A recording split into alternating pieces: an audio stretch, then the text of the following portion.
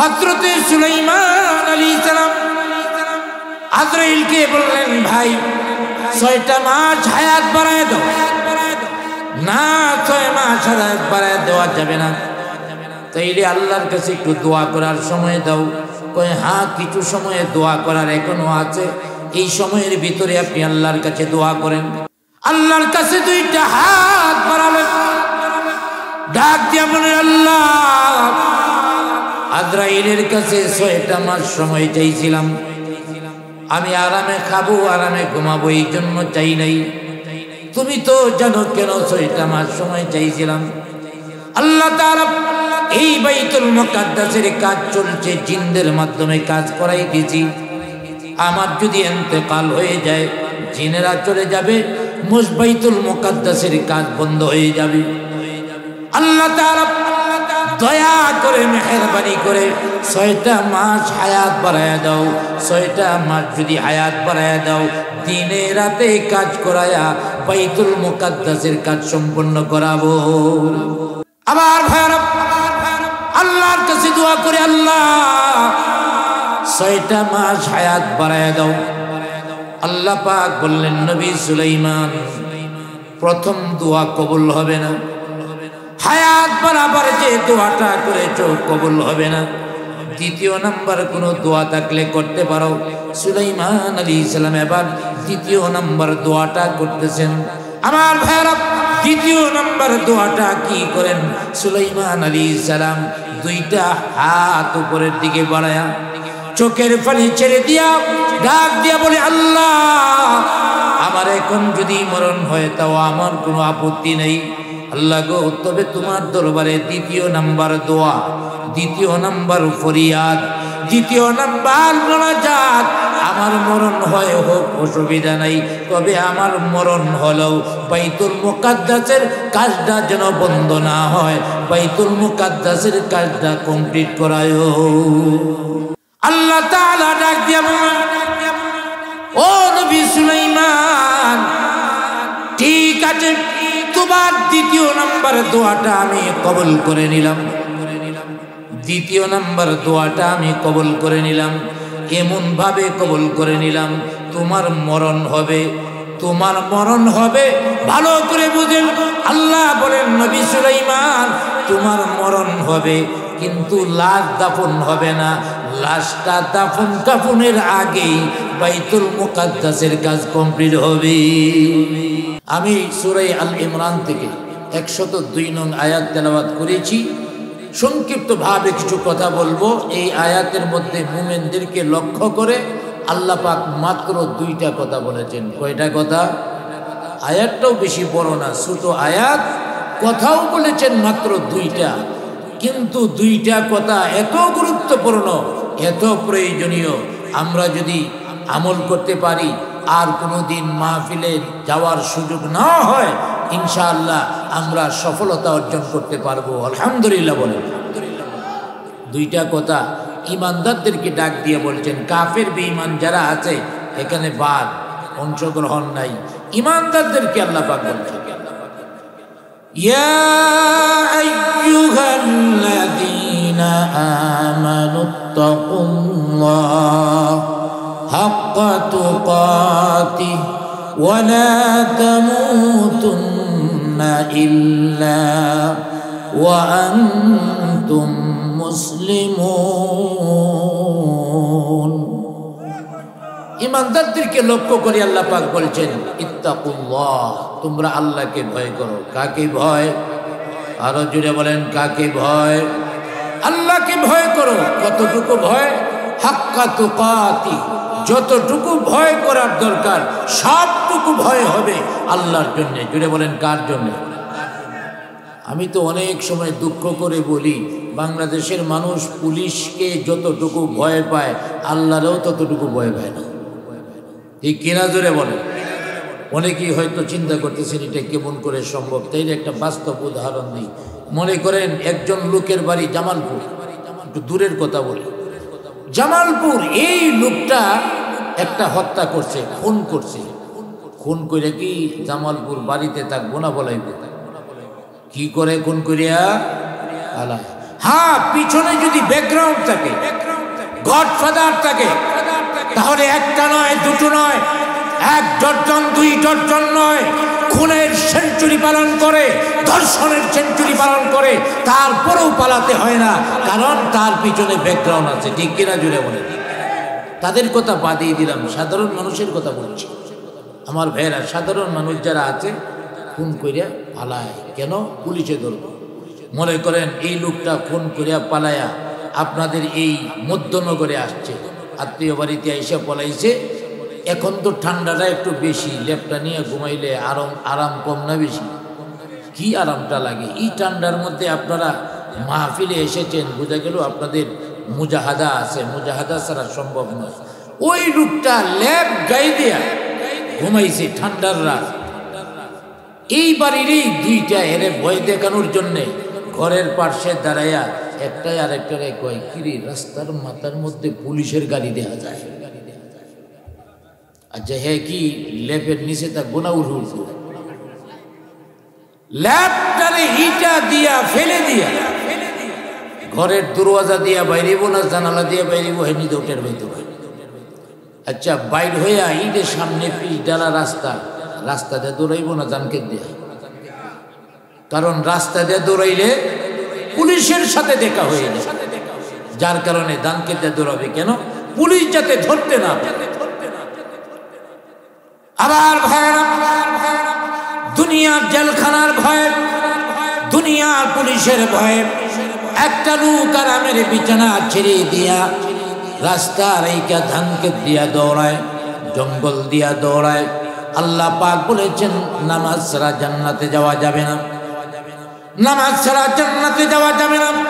মুয়াজ্জিন যখন ফজরের আযানে আসসালাতু খায়রুম মিনান নাওম, ঘুম থেকে নামাজ ভালো, ঘুম থেকে নামাজ ভালো বলে, আমার ভাইয়েরা, আপনাদের এলাকায় কয়েকজন মানুষ আছে লেপটারে ইটা দিয়া ফেলে দিয়া মসজিদের দিকে দৌড়ায়। সবাই মনে হয়ে যায় মসজিদের দিকে। আরে দৌড়ানি দূরের কথা, জিমায় জিমায়ও তো যায় না। অনেক এলাকার মধ্যে ইমাম সাহেব গেলে কয়, হুজুর মাঝে মাঝে শীতটা যদি বেশি পড়ে তাহলে আমি আর মুয়াজ্জিন সাহেব দুইজনে মিলি জামাতটা পড়ি। এলাকার ওরা মনে হয় এরা দুইজনের কন্ট্রাক্ট দিয়ে রাখছে, আপনাদের বেতন দিয়ে রাখছি, শীতের দিন বেশি হইলে আপনারা আমাদের নামাজও বইলে নেয় নাকি? আমার ভাইয়েরা, তাইলে নামাজ ছাড়া জান্নাতে যাওয়া যাবে। আমার ভাইয়েরা, দুনিয়ার পুলিশের ভয়ে, দুনিয়ার জেলখানার ভয়ে আমি দৌড়াতে পারলাম, কিন্তু আল্লাহর তৈরি করা জেলখানা জাহান্নামের ভয়ে, আল্লাহর ফেরেশতা নামক পুলিশের ভয়ে আমরা মসজিদের দিকে দৌড়াতে পারি না। এই জন্যে বলি, পুলিশের চেয়ে আল্লাহর ভয় আমাদের কম। অতএব ভয় থাকতে হবে কার? আরো জুড়ে বলেন কার? আল্লাহর ভয় থাকতে হবে। এই ভয়টা কি? কোরআন শরীফের মধ্যে বলছে তাকওয়া, ইত্তাকুল্লাহ, আল্লাহকে ভয় করো। এই ভয় জিনিসটা কি? আবার ভাইরা, হযরতে ওমর রাদিয়াল্লাহু তাআলা আনহু খলিফাতুল মুসলিমিন, মুসলমানদের খলিফা, আমিরুল মুমিনিন, মুমিনদের আমির, প্রেসিডেন্ট হযরতে ওমর রাদিয়াল্লাহু তাআলা আনহু একবার কাবে আহবারকে ডাক দিয়া বললেন, হে কাবে আহবার, আল্লাহ পাক কুরআনুল কারীমের মধ্যে বিভিন্ন আয়াতের মধ্যে তাকওয়া শব্দ উচ্চারণ করেছেন, আল্লাহর ভয়ের কথা বলেছেন। এই তাকওয়া বলতে কি, আল্লাহর ভয় বলতে কি, আমার একটু বইলা দাও। চিন্তা করছেন নি? ওমর রাদিয়াল্লাহু তাআলা আনহু মুসলিম জাহানের খলিফা, তারপরে সাহাবী, পক্ষান্তরে যারে জিজ্ঞেস করতেছে তিনি হইলেন একদম তাবেঈ, সাহাবী না। আর আমাদের ভিতরে এত অহংকার, না জানলেও সাধারণ লোক তো দূরের কথা, ইমাম সাহেবই জিগায় না, কয় আমি কি ইমাম সাহেবের থেকে কম জানি নাকি? আছে না নাই? আমার ভাইয়েরা, অথচ মুসলমানদের খলিফা, তারপরে সাহাবী, সাহাবী না এমন একজনকে জিজ্ঞেস করতেছে তাকওয়া কাকে বলে, আল্লাহর ভয় কাকে বলে? আমার ভাইয়েরা, কাবে আহবারও একবারে ফুইলে যায় না, যে আমারে জিজ্ঞেস করছে, আমি বড় জ্ঞানী হয়ে গেছি, পণ্ডিত হয়ে গেছি, আমাদের যদি কেউ জিজ্ঞাসা করে আমরা মনে মনে নিজেদের ভাবি হ্যাঁ কিছু জানে না, আমার কাছে জিজ্ঞাসা করতেছে। কাবে আহবার নিজে ফুলে নাই, নিজেকে বড় মনে করে নাই, বরং জবাবটা খলিফাতুল মুসলিমিনের জবান দিয়া কেমনে বাইর করে দিলেন। কাবে আহবার ডাক দিয়া বলেন, হ্যাঁ খলিফাতুল মুসলিমিন, আমার উত্তরটা দেওয়ার পূর্বে আপনার কাছে আমি একটা প্রশ্ন রাখতে চাই। আমি আপনার কাছে একটা কথা জানতে চাই। বিশাল জঙ্গল, জঙ্গলের মধ্যে কাঁঠাল গাছ, সবগুলি কাঁঠাল গাছ, মাঝখান দিয়া চিকন একটা রাস্তা, সরু একটা রাস্তা। এই চিকন রাস্তা মানুষ যদি হেঁটে যায়, সামান্য ডান দিকে বাঁকা হলে কাঁটার মধ্যে কাপড় আটকে যাবে, বাম দিকে সামান্য বাঁকা হলে কাঁটার মধ্যে কাপড় আটকে যাবে। এই সংকীর্ণ রাস্তা দিয়া কিভাবে চলবেন আগে জানতে চাই। খলিফাতুল মুসলিমিন হযরত ওমর রাদিয়াল্লাহু তাআলা আনহু ডাক দিয়া বললেন, ও কাবে আহবার, চিকন রাস্তা যদি হয়, সরু রাস্তা যদি হয়, আমি ডান দিকে বাঁকা হব না, বাম দিকে বাঁকা হব না, সোজা চলবো, যেন আমার কাপড় কাটার মধ্যে আটকে না যায়। কাবে আহবার ডাক দিয়া বললেন, এর নামই হলো তাকওয়া। আপনি যদি ডান দিকে বাঁকা হন, শয়তান বিভিন্ন রাস্তা বিছায় রাখছে, বিভিন্ন জাল আপনার চতুর্পার্শ্বে বিছায় রাখছে। আপনি সোজা হইয়া চলবেন, আপনি সীমা অতিক্রম করবেন না।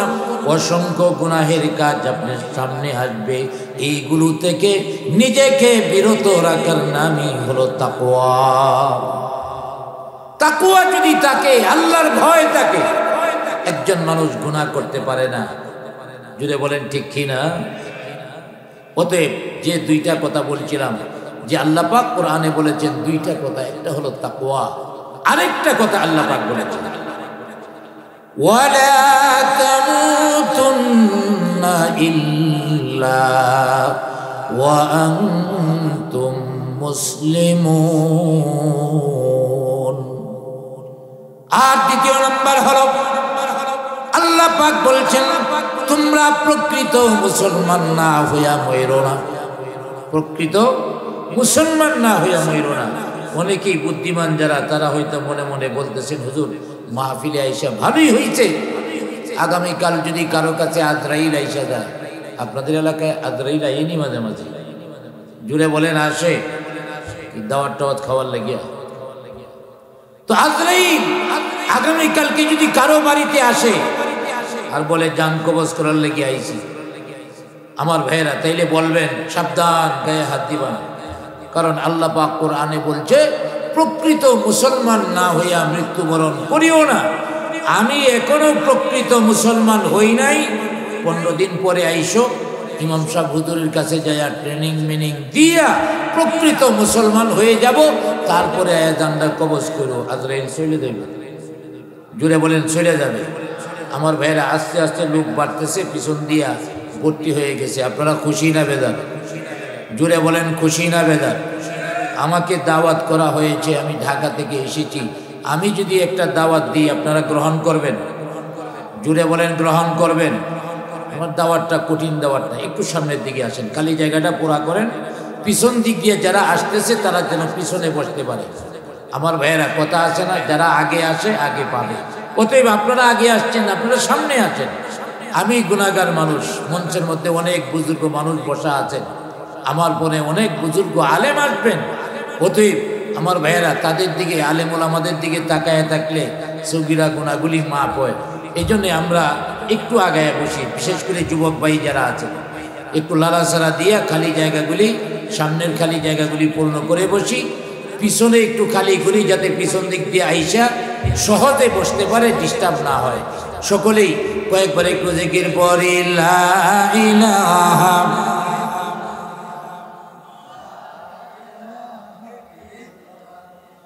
লা ইলাহা ইল্লাল্লাহ লা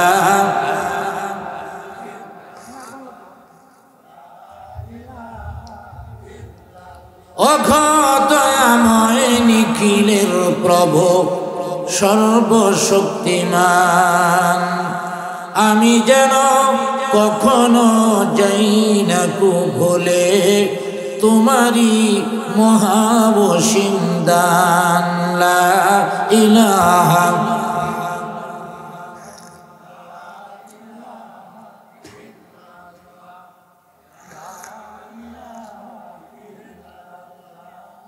লা ইলাহা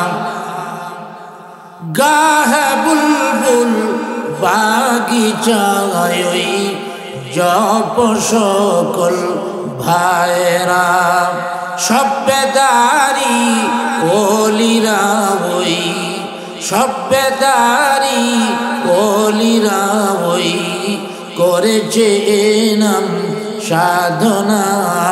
লা ইলাহা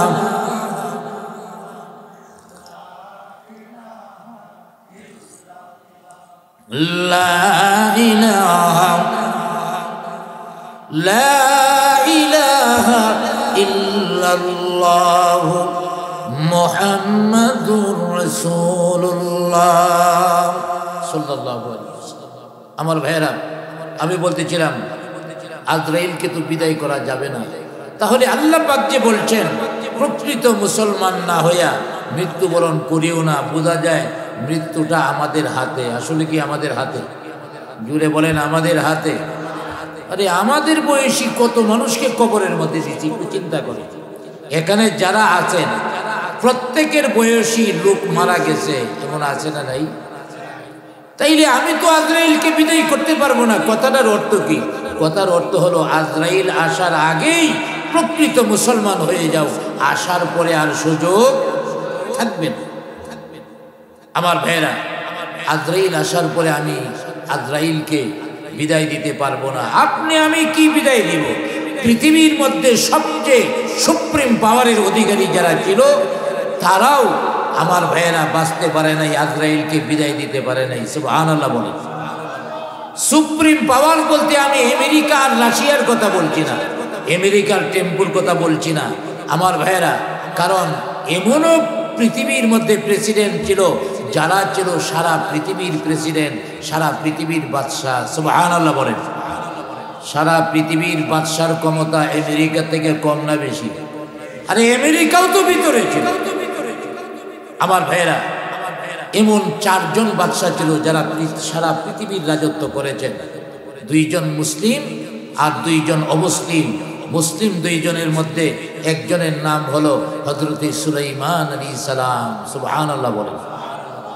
হযরতে সুলাইমান আলাইহিস সালাম সারা পৃথিবীর প্রেসিডেন্ট ছিলেন, শুধু মানুষের প্রেসিডেন্ট নয় আমার ভাইয়েরা। বর্তমান পৃথিবীতে যে কোনো সরকারই থাকুক না কেন, সরকারের পক্ষে যে পরিমাণ লোক থাকে বিপক্ষে থাকে এর চেয়ে বেশি।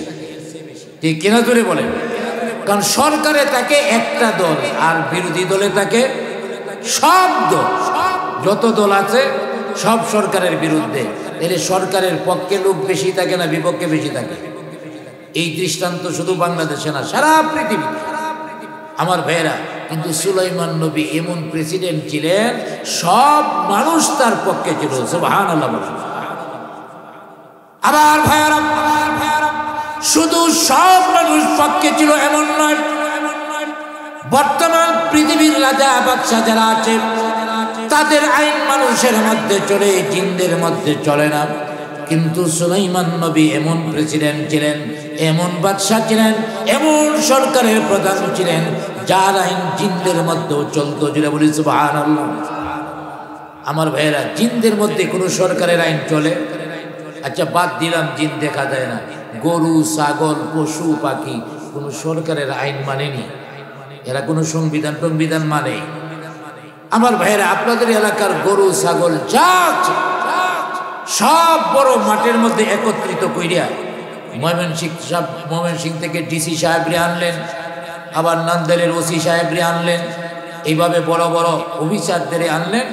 এলাকার মান্যগণ্য যারা আছেন সবাই মাঠের মধ্যে থাকলে মাইক লাগায়া গরু ছাগলরে যদি বক্তৃতা দেয়, ডিসি সাহেব বলে যে আজকে থেকে তোমাদের গলায় দড়ি লাগানো হবে না, তোমরা দড়ি মুক্ত থাকবা।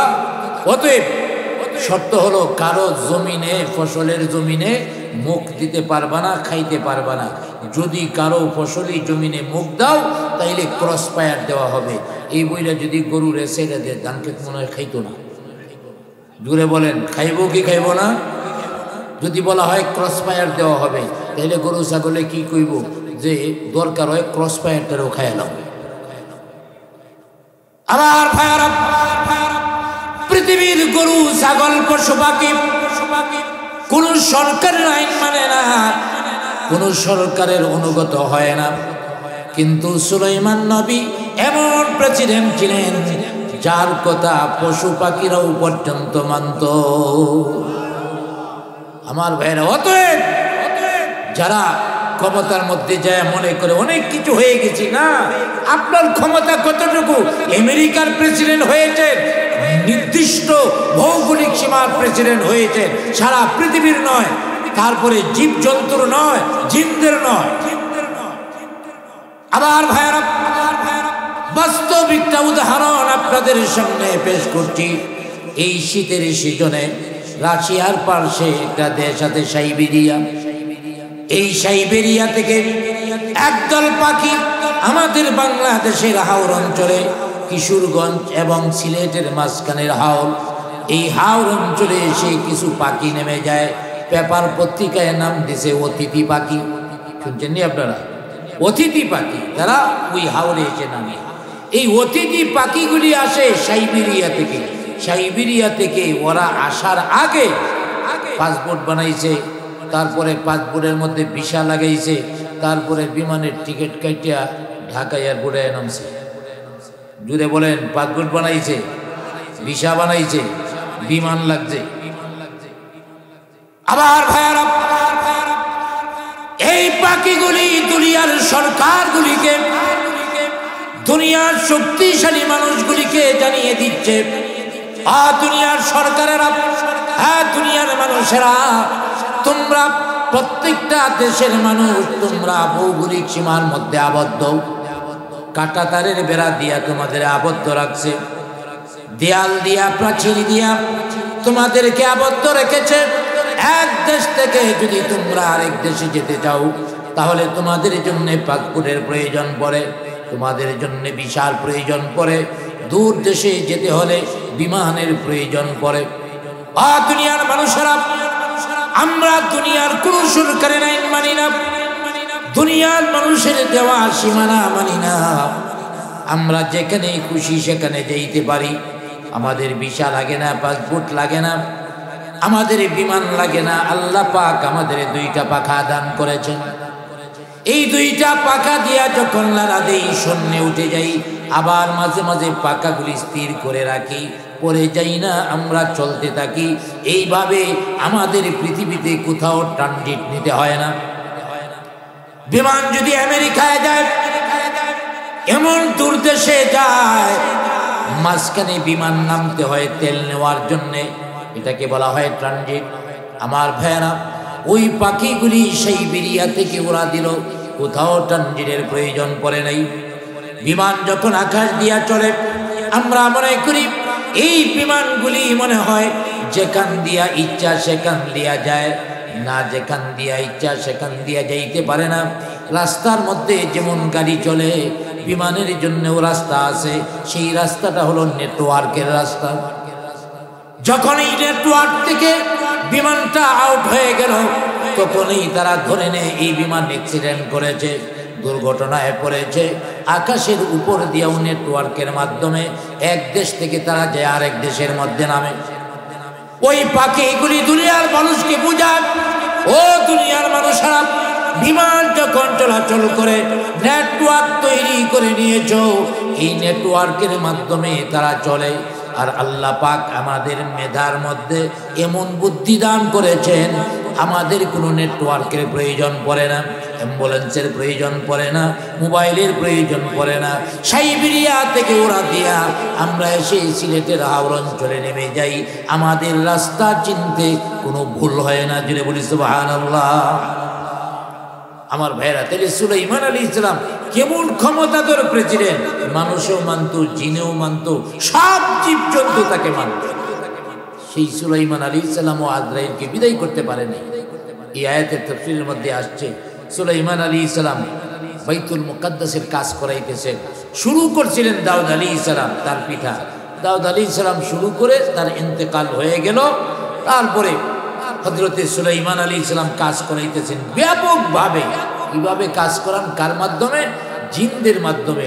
বিশাল বিশাল পাহাড় থেকে বড় বড় পাথরগুলি ছুটায় আইনা এই পাথরগুলিকে ভেঙ্গে জিনদের মাধ্যমে দেওয়াল প্রাচীর উঠাইতেছিল। সুবহানাল্লাহ বলেন। আবার ভাইরা, বাইতুল মুকাদ্দাসের কাজ সুলাইমান আলাইহিস সালাম কিভাবে করান? একটা লাঠির মধ্যে ভর দিয়া সকাল বেলায় বাইতুল মুকাদ্দাসের সামনে দাঁড়িয়ে যান, জিনেরা এসে কাজে লেগে যায়। বিকাল যখন হয়ে যায় সুলাইমান আলাইহিস সালাম বিশ্রামে চলে যান, ইবাদতে চলে যান, জিনদেরও ছুটি হয়। এইভাবে কাজ চলতেছে। কাজ চলতে চলতে 4 ভাগের 3 ভাগ হয়ে গেছে। কয় ভাগ বাকি আছে? আরো জোরে বলেন, কয় ভাগ? মাঝে মাঝে একটু আওয়াজ দিতে হবে, তাইলে বুঝবো আপনারা কথা বুঝতেছেন। 1 ভাগ মাত্র বাকি আছে। সুলাইমান আলাইহিস সালামের ডিউটি অনুযায়ী কাজ চলছে। হঠাৎ করে একদিন লাঠিতে পর্দে দাঁড়ায় আছে একজন যুবক, সামনে এসে সালাম দিল। আমার ভাইয়েরা, এই যুবকদের মূল্য কিন্তু অনেক বেশি। আজকে আমার প্রাণটা শীতল হয়ে গেছে। অনেক দূরে যায় যুবকগুলি এই ঠান্ডার মধ্যে। আমি তো আসছি প্রাইভেট কার দিয়া, বাতাস ভিতরে ঢুকে নেই, কিন্তু এই যুবকগুলি বাতাসের ভিতর দিয়া মোটর সাইকেল চালায়া অনেক সামনে যায়, তারপরে তারা আগে নিয়ে আসছে। ওরা যদি না যাইতো আমি কি রাত ফিরে চলে যেতাম? জুড়ে বলেন, চলে যেতাম। এটা হলো অন্তরের মহাব্বত, ভালোবাসা। আলেম আমাদের তারা শ্রদ্ধা করে, ভালোবাসে, এর নমুনা হলো এটা। এই যুবকদের জন্য দোয়া করেন, আল্লাহ পাক এই যুবকদেরকে খালেদ বিন ওলীদের মতো মুজাহিদ হিসেবে কবুল করুক। সকলে বলি আমিন। আমার ভাইয়েরা, যুবকরা যদি দ্বীনের পথে এসে যায়, যুবকরা সমাজরে পাল্টায় দিতে পারে। ঠিক কিনা জুড়ে বলে? আরে শুধু সমাজ না, দেশও পাল্টাই পারে যুবকরা।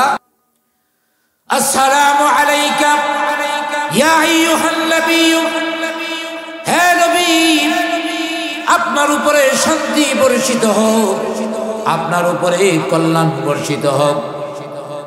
হযরতে সুলাইমান আলাইহিস সালাম সালামের জবাব দিলেন, ওয়া আলাইকাস সালাম, তোমার উপরেও শান্তি বর্ষিত হোক। সালামের পর্ব শেষ হয়ে গেল।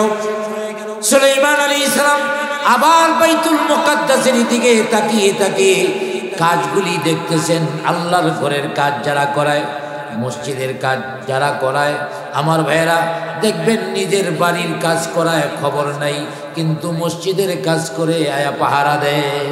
ঠিক কিনা দূরে বলে? এটা হলো মহাব্বত। সুলাইমান আলাইহিস সালাম আবারও বাইতুল মুকাদ্দাসের দিকে তাকিয়ে আছেন। কিছুক্ষণ পরে চিন্তা করলেন, যুবকটা সালাম দিল, যুবকটা এখনো আছে কিনা একটু দেখি। আমার ভাইরা ডান দিকে তাকায় দেখেন, হ্যাঁ, যুবকটা এখনো দাঁড়িয়ে আছে। সুলাইমান আলাইহিস সালাম দেখতেছেন, দাঁড়ায়া আছে তো আছে। সুলাইমান আলাইহিস সালামের দিকে চোখগুলি বড় বড় করে তাকিয়ে আছে। কারো দিকে বড় বড় চোখ করে তাকাইলে মেজাজটা গরম হয় না নরম হয়? আর যদি নেতার সামনে কেউ চোখ বড় করে তাকায়, নেতায় কি বলবে? আয় বেটা, চোখ নিচে নামা, অন্যতায় গালায় ফেলামো। আর নেতা যদি বেশি গরম হয় তাহলে ডাইরেক্ট অ্যাকশন শুরু হয়ে যায়। আমার ভাইয়েরা, সুলাইমান আলাইহিস সালাম ধমক দিলেন, আয় মিয়া, তোমার নাম কি? বাবার নাম কি? কোথা থেকে এসেছ? কোথায় যাইবা? একের পর এক প্রশ্ন শুরু করলেন। ওই লোকটার জবাব দেওয়ার মতো কোনো সময় নেই। অনেকক্ষণ পর্যন্ত প্রশ্ন করে যখন থামলো, এবার যুবকটা বলল, হে আল্লাহর নবী হযরত সুলাইমান আলাইহিস সালাম, আমাকে আপনি অনেকগুলো প্রশ্ন করেছেন, একের পর এক অনেকগুলি প্রশ্ন আপনি আমাকে করেছেন, জবাব দেওয়ার সুযোগ পাই নাই। এখন আপনি একটু থেমে যান, আপনার সবগুলি প্রশ্নের জবাব আমি দিব। তবে সবগুলি প্রশ্নের জবাব আলাদা আলাদা দিব না, সবগুলি প্রশ্নের জবাব আমি একটা বাক্যের মাধ্যমে দিয়ে দিব। অনেকগুলি প্রশ্নের জবাব একটা বাক্যের মাধ্যমে দেওয়া সহজ না কঠিন? সুলাইমান আলাইহিস সালাম চিন্তা করলেন, তাহলে তো লোকটা জ্ঞানী মানুষ, ধমকানিটা ঠিক হয়েছে না, দেখি কিভাবে জবাবটা। সুলাইমান আলাইহিস সালাম এবার জবাবের অপেক্ষায় চুপ হয়ে দাঁড়িয়ে আছে। জবাব ডাক দিয়ে আমরা, আল্লাহর নবী আপনি আমাকে অনেকগুলি প্রশ্ন করেছেন, সবগুলি প্রশ্নের জবাব একটা বাক্যের মাধ্যমে দিব, আর তা হলো আনা মালাকুল মাউত। সুবহানাল্লাহ বলেন। আনা মালাকুল মাউত, আনা আজরাইল। আজরাইল নামটা শোনার পরে আর বাবার নাম জানার দরকার আছে? বাড়ি কই জানার দরকার আছে? কোন ডিপার্টমেন্টে কাজ করে জানার দরকার আছে? আজরাইল এমন একটা পাওয়া, এমন একটা নাম, আমার ভাইয়েরা হিন্দু হোক মুসলমান হোক, আজরাইলের নামটা শোনার সাথে সাথে সবাই চিনে কিনা জুড়ে বলেন? আপনারা চিনেননি? দেখা হয়েছে 2-4 বার, দেখা হয় নাই, তারপরেও চিনেন। আমি যে বয়ান করতেছি 1 বছর পরে দেখা হইলে চিনেন না না চিনেন খবর থাকবে না, নাম বললেও চিনেন কিনা সন্দেহ আছে। আবার ভাইরা, হযরতে সুলাইমান আলাইহিস সালাম বললেন, হে আজরাইল, বুঝলাম তুমি আল্লাহর তৈরি ফেরেশতা আজরাইল, এই দিকে কি মনে কইরা? আজরাইলের জিগায় এই দিকে কি মনে করিয়া? আজরাইল মুস্কি মুস্কি হাসে আর বলে, হুজুর আপনি বুঝি জানেন না আমার চাকরিটা কি, আমার ডিউটিটা কি, আপনি কি জানেন না? হ জানি তো, তোমার ডিউটি হইল জান কবজ করার লাগিয়া, এই জন্যই তো জিগাইলাম। আমার আশেপাশে কোনো লোকজন নাই, অর্থাৎ উনি মরবো না, আমার আশেপাশে কোনো লোকজন নাই, এই জন্য জিজ্ঞেস করলাম এদিকে কি মনে করিয়া। এবার আজরাইল মুস্কি মুস্কি হাসে আর বলে, আপনার আশেপাশে কোনো লোকজন নাই, এই জন্য আমি এইদিকে কি মনে করি আসলাম, এর মানে আপনার কোনো মরণ টরণ নাই। সুলাইমান আলাইহিস সালাম বুঝে রয়েছে, আর এ তো আমার কাছে আইছে। হযরতে সুলাইমান আলাইহিস সালাম বুঝতে পারলেন তার কাছেই আসছে, ডাক দিয়া বললেন, হে আজরাইল, আমার জান কবজ করার জন্য তুমি আসছো? হ্যাঁ, আজকের ডিউটিটা আপনার কাছেই। সুলাইমান আলাইহিস সালাম বললেন, ঠিক আছে, তোমার ডিউটি তুমি পালন করবা, তবে একটা শর্ত আছে, আমি মরবো, আমার কোনো আপত্তি নাই, আমার কোনো আপত্তি নাই, তবে আমার জন্য 6টা মাস হায়াত বাড়ায় দাও। কয় মাস? জুড়ে বলেন, কয় মাস? আজরাইল আলাইহিস সালাম বললেন, ও আল্লাহর নবী সুলাইমান, আপনি ভালো করেই জানেন আমার ডিউটি হলো জান কবজ করার ডিপার্টমেন্টে, আমার ডিউটি তো হায়াত বাড়ায় দেওয়ার ডিপার্টমেন্টে নয়, অতএব আমি কেমনে হায়াত বাড়ায় দিব? মৃত্যুর জন্য রেডি হন, মরতে হবে। এবার সুলাইমান আলাইহিস সালাম একটু ভয় পেয়ে গেলেন। আবার ভাইরা, আমরা জানি আল্লাহ ওয়ালা পরহেজগার মুত্তাকিন যারা, তারা মরণ রে ভয় করে না, ঠিক কিনা জুড়ে বলেন? আমার ভাইরা, মুমিন মুত্তাকিনরা যদি ভয় করত, মরণ রে ভয় করত, তাহলে আফগানিস্তানের মুজাহিদেরা রাশিয়ার বিরুদ্ধে যুদ্ধ ঘোষণা করত না, ঠিক কিনা জুড়ে বলেন? আফগানিস্তানের মুজাহিদেরা আমেরিকার বিরুদ্ধে যুদ্ধ ঘোষণা করে বছরের পর বছর জঙ্গলে লুকিয়ে থেকে গাছের পাতা খেয়ে যুদ্ধ করে আমেরিকাকে পিটায়া তারপরে দেশ থেকে বের করছে, ঠিক কিনা জুড়ে বলেন? আবার ভাইরা, মুমিন মুত্তাকিনরা আল্লাহ ওয়ালারা যদি মরণ রে ভয় করত, তাহলে শাপলা চত্বরে নবীর ইজ্জত বাঁচানোর জন্য যাইতো না? ঠিক কিনা জোরে বলেন? শাপলা চত্বরে যারা গেছে জানে মরতে পারি, রক্ত যেতে পারে, জেলখানায় যেতে পারে, এই হিসাব করে যায় নাই, কারণ মরলে মুমিনদের লাভ বেশি। আলহামদুলিল্লাহ বলেন। আল্লাহর হাবিব বলেন, একজন মুমিন যদি মারা যায় আর তাকে কবরের মধ্যে যখন দেওয়া হয়, মুনকার নাকির প্রশ্ন করেন, 3টা প্রশ্নের জবাব দিয়া দেওয়া হয়, তখন আল্লাহ পাক বলেন তাকে আর প্রশ্ন কইরো না, তাকে তো জান্নাতি পোশাক পরায় দাও, জান্নাতি বিছানা বিছায় দাও, জান্নাতের সাথে তার কবরটা সংযোগ করে দাও। তাইলে মুমিনরা মরলে লাভ বেশি, মুমিনরা মরলে লাভ বেশি না কম? জোরে বলেন। আমি বলতেছিলাম আল্লাহ ওয়ালা পরহেজগার মুত্তাকিন যারা মরণকে ভয় করে না, কারণ মরলেই লাভ, মরলেই। তাহলে সুলাইমান আলাইহিস সালাম ভয় করলেন কেন? সুলাইমান আলাইহিস সালাম মরণটারে ভয় করেন নাই, অন্য জায়গায় আমার ভাইয়েরা বলবো নি কেন ভয় পাইছেন। আর কয়েক মিনিটের ভিতরে ইনশাআল্লাহ শেষ করে দিব, অল্প কয়েক মিনিট। আবার ভাইয়েরা, হযরতে সুলাইমান আলাইহিস সালাম আজরাইলকে বললেন, ভাই 6টা মাস হায়াত বাড়ায় দাও। না, 6 মাস হায়াত বাড়ায় দেওয়া যাবে না, তাইলে আল্লাহর কাছে একটু দোয়া করার সময় দাও। কয় হ্যাঁ, কিছু সময়ে দোয়া করার এখনো আছে, এই সময়ের ভিতরে আপনি আল্লাহর কাছে দোয়া করেন। যেহেতু আজরাইল দিল না, এখন আল্লাহর কাছে বলে দিই। আল্লাহর কাছে 2টা হাত বাড়ালেন, ডাক দিয়া বলে, আল্লাহ, আজরাইলের কাছে 6টা মাস সময় চাইছিলাম, আমি আরামে খাবো, আরামে ঘুমাবো, এই জন্য চাই নাই। তুমি তো জানো কেন 6টা মাস সময় চাইছিলাম। আল্লাহ তাআলা এই বাইতুল মুকাদ্দাসের কাজ চলছে, জিনদের মাধ্যমে কাজ করাই দিয়েছি। আমার যদি ইন্তেকাল হয়ে যায়, জিনেরা চলে যাবে, বাইতুল মুকাদ্দাসের কাজ বন্ধ হয়ে যাবে। আল্লাহ তাআলা দয়া করে মেহেরবানি করে 6টা মাস হায়াত বাড়ায়া দাও।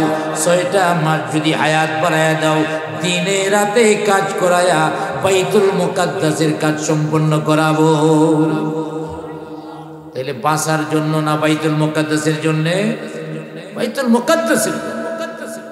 আবার ভাইরা, আল্লাহর কাছে দোয়া করে, আল্লাহ 6টা মাস হায়াত বাড়ায়া দাও। আল্লাহ পাক বললেন, নবী সুলাইমান, প্রথম দোয়া কবুল হবে না, হায়াত বাড়াবার যে দোয়াটা করেছো কবুল হবে না। 2য় নাম্বার কোনো দোয়া থাকলে করতে পারো। সুলাইমান আলাইহিস সালাম এবার 2য় নাম্বার দোয়াটা করতেছেন। আমার ভাইরা, 2য় নাম্বার দোয়াটা কি করেন? সুলাইমান আলাইহিস সালাম 2টা হাত উপরের দিকে বাড়ায়া চোখের পানি ছেড়ে দিয়া ডাক দিয়া বলে, আল্লাহ, আমার এখন যদি মরণ হয় তাও আমার কোনো আপত্তি নেই। আল্লাহ গো, তবে তোমার দরবারে 2য় নাম্বার দোয়া, 2য় নাম্বার ফরিয়াদ, 2য় নাম্বার মোনাজাত, আমার মরণ হয় হোক, অসুবিধা নাই, তবে আমার মরণ হলেও বাইতুল মুকাদ্দাসের কাজটা যেন বন্ধ না হয়, বাইতুল মুকাদ্দাসের কাজটা কমপ্লিট করায়। কারণ মূলত তো হায়াত চাইছিল বাইতুল মুকাদ্দাসের জন্য, অতএব বাইতুল মুকাদ্দাসের কাজটা তুমি বন্ধ করো না। আল্লাহ তাআলা ডাক দিয়া বলেন, ও নবী সুলাইমান, ঠিক আছে, তোমার 2য় নাম্বার দোয়াটা আমি কবুল করে নিলাম। 2য় নাম্বার দোয়াটা আমি কবুল করে নিলাম, এমন ভাবে কবুল করে নিলাম, তোমার মরণ হবে, তোমার মরণ হবে। ভালো করে বুঝেন, আল্লাহ বলেন, নবী সুলাইমান, তোমার মরণ হবে, কিন্তু লাশ দাফন হবে না। লাশটা দাফন কাফনের আগেই বাইতুল মুকাদ্দাসের কাজ কমপ্লিট হবে। দোয়াটা কেমনে কবুল করছেন? মরণ হবে, দাফন কাফনের আগে বাইতুল মুকাদ্দাসের কাজ কমপ্লিট হবে। আমার ভাইয়েরা, সাথে সাথে তিনি মারা গেলেন, লাঠির উপরে বোট দিয়ে দাঁড়ায় মারা গেলেন। জিনেরা কাজ করতেছে, বিকাল হয়ে গেছে, ফিরে আজকে যায় না কেন, যায় না কেন? বিকাল হয়ে গেছে, রাত হয়ে গেছে, 1 দিন 2 দিন, 1 সপ্তাহ 2 সপ্তাহ, সুলাইমান নবী না গেলে জিনদের কোনো ছুটি টুটি নাই, একাধারে কাজ করতেছে। 6 মাস হয়ে গেছে। 6 মাস পরে বাইতুল মুকাদ্দাসের কাজ কমপ্লিট হয়ে গেছে। আর গুন পোকা লাঠিটাও খায়া ভেঙে ফেলাইছে। লাঠি ভেঙে সুলাইমান আলাইহিস সালাম পড়ে গেছে। সুলাইমান জীবিত না মৃত? পড়ে গেছে। পড়ে দেওয়ার পরে জিনেরা এসে দৌড়ছে। এত লম্বা সময় দাঁড়ায় থাকার কারণে মনে হয় অসুস্থ হয়ে গেছে, যে দৌড়ে দেখে মারা গেছে। মারা গেছে তো গেছে, আরো 6 মাস আগে মারা গেছে। কোরআন শরীফের মধ্যে আসছে, জিনেরা একজনের আরেকজনের কয়ে, হারে যদি জানতে পারতাম মারা গেছে আমরা এনে থাকতাম নাকি, কবে শুনে যাইতাম। আরে যাইবা কিভাবে? আল্লাহর ফয়সালা, বাইতুল মুকাদ্দাস তোমাদের দিয়ে কমপ্লিট করাবেন। ঠিক আছে, ঠিক কিনা জুড়ে বলে? আল্লাহর ফয়সালা বাইরে দেওয়া যাবে না। তাইলে সুলাইমান আলাইহিস সালাম আমার ভাইয়েরা আজরাইলকে বিদায় করতে পারেনি, আমরা বিদায় করতে পারবো? জুড়ে বলেন, বিদায় করতে পারবো? তাহলে আল্লাহ পাক এই আয়াতের মধ্যে 2 নম্বর কথাটা বলেছেন, তোমরা প্রকৃত মুসলমান না হইয়া মৃত্যুবরণ করিও না। এর আগে এর অর্থ হলো আজরাইল আসার আগেই আমাদের প্রকৃত মুসলমান হতে হবে। অতএব প্রকৃত মুসলমান হতে রাজি আছেন?